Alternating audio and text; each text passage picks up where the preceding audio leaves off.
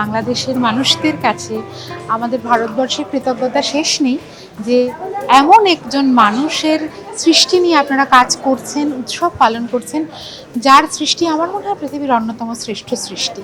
এই সৃষ্টি ফুরোবার নয়, হারাবার নয়, এ থাকবে, আবরণ থাকবে। সব থেকে বড় কথা যে অত বছর আগে যে সুরগুলো করে গেছেন সেগুলো আজও একদম সেই আধুনিক, সেই নতুন হয়ে রয়েছে সবার কাছে। এখনও যারা নতুন প্রজন্ম তারাও এই গান গাইছে।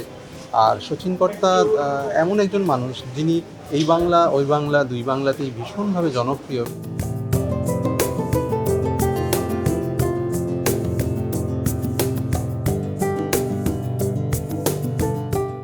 বিকাশ করলেই বিশ্বকাপের টিকিট হবে। বেশিবার রিচার্জ বিকাশ করো, বিশ্বকাপ টিকিট জিতো। আপনার কাছে আবেদন জানাবো যে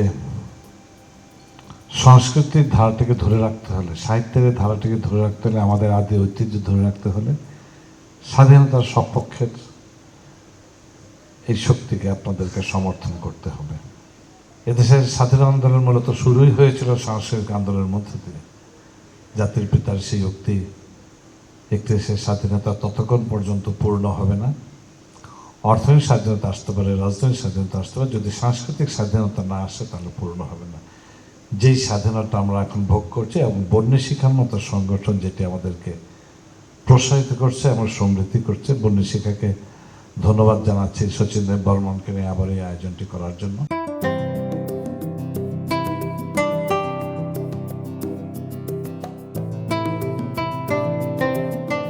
আমরা শচীন দেব বর্মন সঙ্গীত উৎসব আয়োজন করি ভারত এবং বাংলাদেশের শিল্পীদের নিয়ে। তিনি আমাদের কুমিল্লা জন্মগ্রহণ করেছেন, আমরা কয়জনে সেটা জানি। আমরা নিজ দেশের সন্তানকে আমরা অনেক সময় ভিনদেশী বলে তাকে দূরে ঠেলে দিই, অথচ তিনি আমাদের আত্মার আত্মীয়।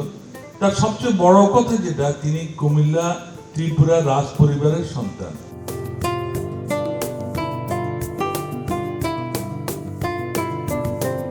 বিকাশ করলেই বিশ্বকাপের টিকিট হবে। বেশিবার রিচার্জ বিকাশ করো, বিশ্বকাপ টিকিট জিতো। শচীন দেব বর্মনকে আমি সবসময় কৃতজ্ঞতার সঙ্গে স্মরণ করি এজন্যে যে উনি বাংলার, বিশেষ করে পূর্ব বাংলার ফোকটাকে টেনে এনে এই যে সে সাবকনশিয়াস একটা জায়গা থেকে উনি একটা পরিশীলিত পর্যায়ে নিয়ে গেছেন। এই যে ভালো লাগা, ভালোবাসা, এটি অবিচল থাকুক। আমাদের সংস্কৃতির যাত্রাপথ সুন্দর হোক, মসৃণ হোক। আগামী যাত্রায় আমরা আরও সুন্দর সুন্দর অনুষ্ঠানের সাথে যুক্ত হই।